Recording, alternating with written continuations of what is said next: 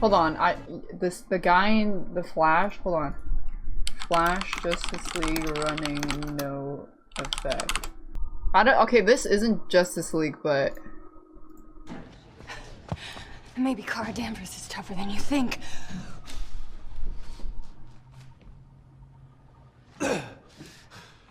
We're not gonna win this today.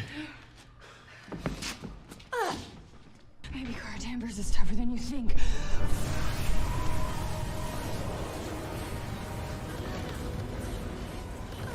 We're not gonna win this today. What? So she has the baby filter. She looks cool though. Maybe Kara Danvers is tougher than you think.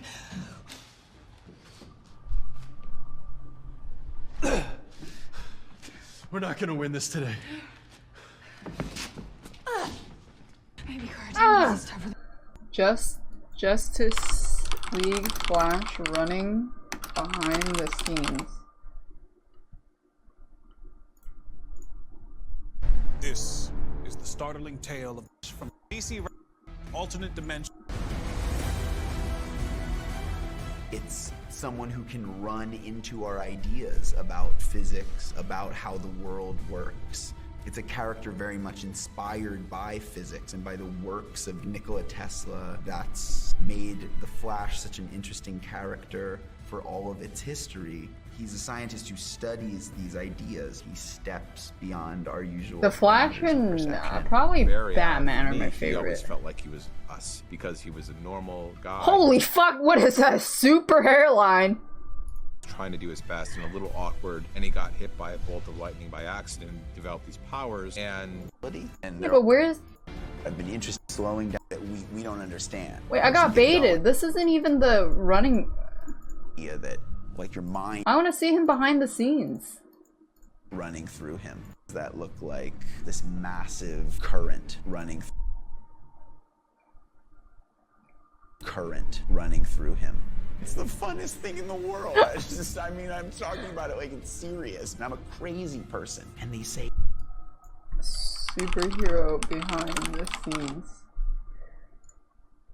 It's the same fucking video. I'm curious.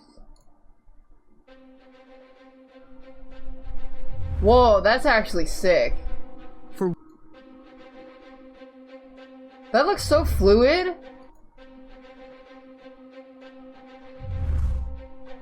This guy, these two dudes right there, MVPs. For well over a decade, the Marvel Cinematic Universe has brought the comic world to the big screen using state-of-the-art Marvel movie-ending work for the Sorry. The Marvel Cinematic Universe has brought the comic world to the big screen using state-of-the-art visual effects and elaborate stunts.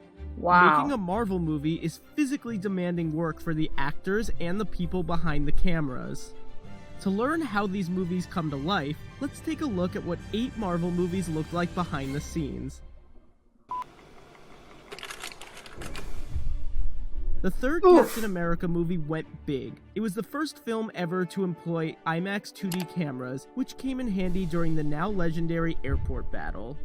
For one daring jump, a stunt performer attached to a rope leaped right behind Bucky to capture this shot. For another shot, they actually flipped a truck over.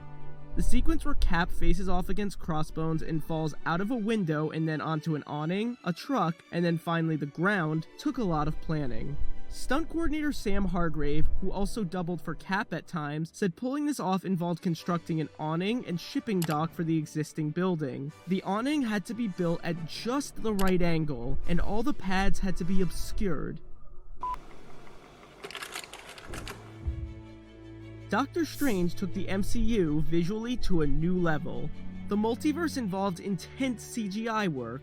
Framestore alone worked on 365 visual effects shots for the film. Is that a lot? So naturally, there was a lot of green screen and empty spaces on set. Like when Doctor Strange walks through this portal into another dimension. On set, he was really walking through what looked like a giant glowing hula hoop. Meanwhile, elaborate wire work was used to give the appearance the characters were floating through the air. And when Strange takes on his astral form, the visual effects team backlit everything. This helped them more easily create a transparent effect. And what about Strange's fateful car crash? According to director Scott Derrickson, they had to destroy about 9 real Lamborghinis for this one scene. What? Unsurprisingly, outer space in the sequel to Guardians of the Galaxy looked a lot like a blue screen.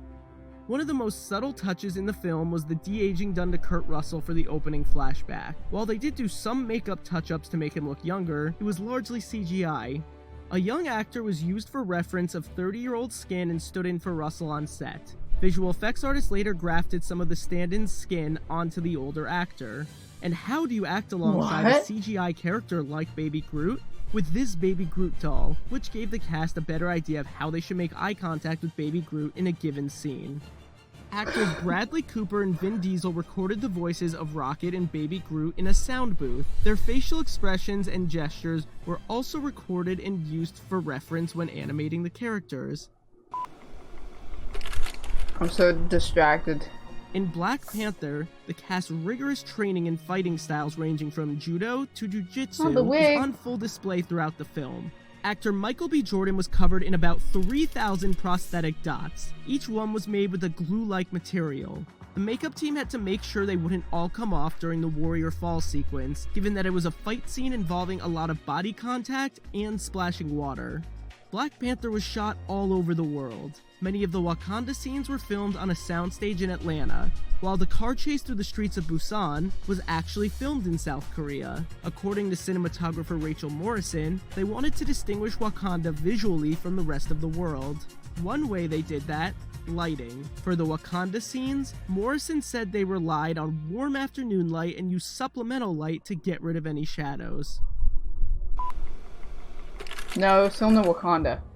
Avengers Infinity War contains approximately 2,900 visual effects shots. Is that a lot? Thanos is a motion capture marvel. Bringing a CGI character with over 40 minutes of screen time to life was a big challenge. At times, actor Josh Brolin would wear a Thanos head on top of his own head so the actors could use this eyeline as a guide. Brolin wore a motion capture suit, tracking marks on his face, and a helmet with cameras attached to it to get every subtle mannerism.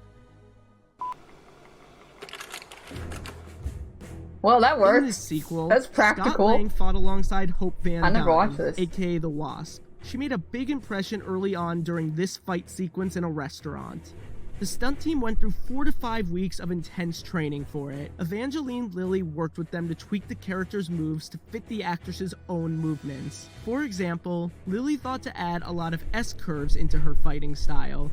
Giant Man was of course created with CGI. Well, spoilers. But for the part where he collapses into the water, they had sprinklers on set to actually splash onlookers. Then, there is the stunning Quantum Realm. When building this microscopic world, the visual effects team made sure to give it a psychedelic feel. Everything in this environment was constantly in motion.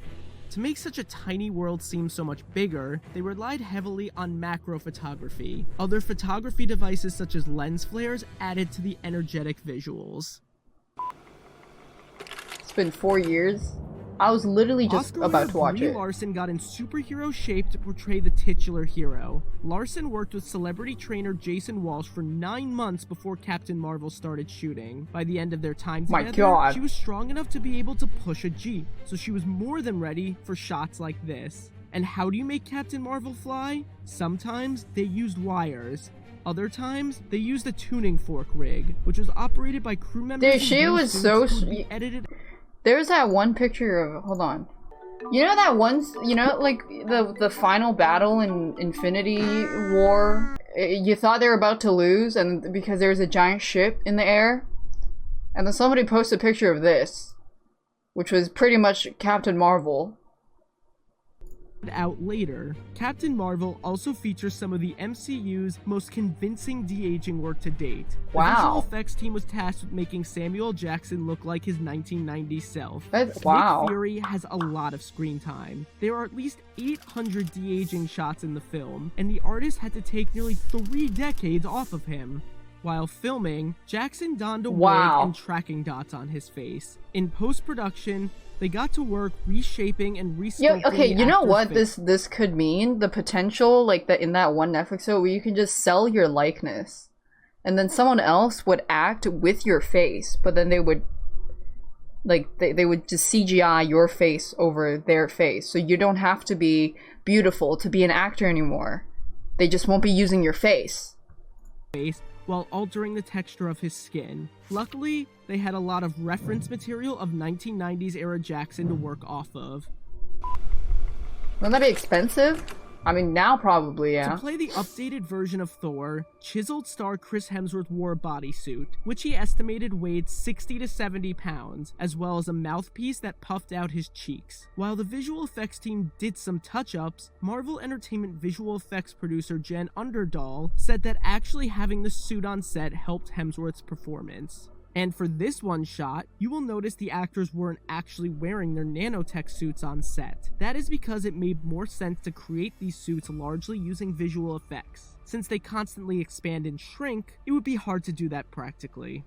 Nothing compared to the film's final battle. Bringing this many characters together in one place was a logistical challenge. Not every actor could actually be there on set at the same time. Take this shot where the MCU's female heroes stood together. Tom Holland couldn't be there on that day. Because Peter Parker hands Captain Marvel the Infinity Gauntlet, they needed to have somebody there to interact with Brie Larson, so another actor stood in for him, and Holland was later digitally added into the scene. Oh, hey, yeah. That scene was so bad, they definitely could have done it better. They shouldn't. I read like a suggestion that they could have done there instead, which is really good. Was instead of them just being grouped up like this, there's like a panning shot of you see one person fighting something, and then it pans over to someone else fighting something, and you don't have this weird running scene. That way, it's like a lot more natural. Couldn't be there on that day because Peter Parker hands Captain Marvel the Infinity Gauntlet. They needed to have somebody there. Fucking to Horus! What the fuck? Larson, so another act. Oh yeah, where's the Flash? Remember when you were making out with your first girlfriend, and you came right as she touched your leg? It was me, Barry. I jerked you off at super speed so it'd seem like you nutted at just a woman's touch.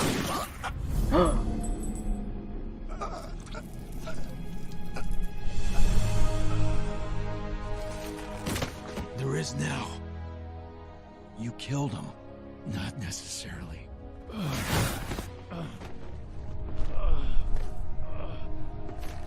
Not if you go back in time and fix this. I watched that movie like 3 times. Bullet faster than light? Yeah, but he was busy like jerking over how much he beat the Flash that he probably wasn't paying attention. Because he's so egotistical. He literally dedicated his whole life just to jerk off the Flash. So it makes sense that he would be that distracted when he's in front of him. Is actual dialogue? Yeah, it's from the movie Flashpoint Paradox. One of the best superhero movies. I really liked it.